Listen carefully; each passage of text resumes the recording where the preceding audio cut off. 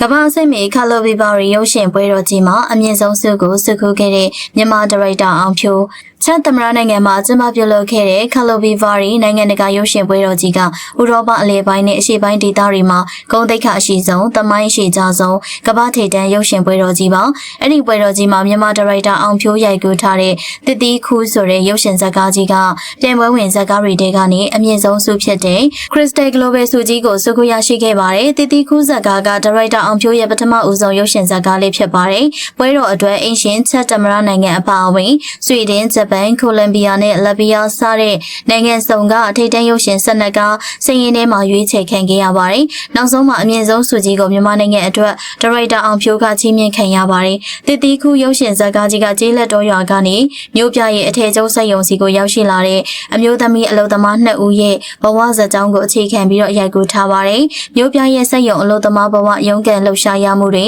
သူတို့ကြုံတွေ့ရတဲ့ဘဝရဲ့အကျက်အတဲတွေကြားတွေကနေတယောက်နဲ့တယောက်တန်ရောစင်တွေကခင်မင်မှုကနေတစ်စင်ဖြစ်တည်ပေါ်ပေါက်လာတဲ့ချစ်ချင်းမြတ်တာကိုတဘာဝကြကြနဲ့ပုံဖော်တင်ဆက်ထားတဲ့ရုပ်ရှင်ကားကောင်းတစ်ကားဖြစ်ပါတယ်ဒါရိုက်တာအောင်ဖြိုးက Crystal Global ဆုကြီးကိုစုခုရရှိခဲ့တဲ့အတွက်ဆုချင်းငွေအဖြစ်အမေရိကန်ဒေါ်လာ2000ခွဲကိုထိုက်တဲ့တန်တဲ့ကြီးမြင့်ခြင်းခံရပါတယ်။ငွေကြေးပမာဏထက်ကမ္ဘာရုပ်ရှင်လောကရဲ့အလယ်မှာမြန်မာရုပ်ရှင်ပညာရှင်တွေရဲ့အရေးအချင်းတွေကဘယ်လောက်ထိနိုင်ငံတကာအဆင့်မီနေလဲဆိုတာဖော်ပြလိုက်တဲ့ဒါရိုက်တာအောင်ဖြိုးအတွက်ဂုဏ်ယူစရာစကားလေးတွေကို comment မှာရေးသားခဲ့ပါအောင်ရှင်။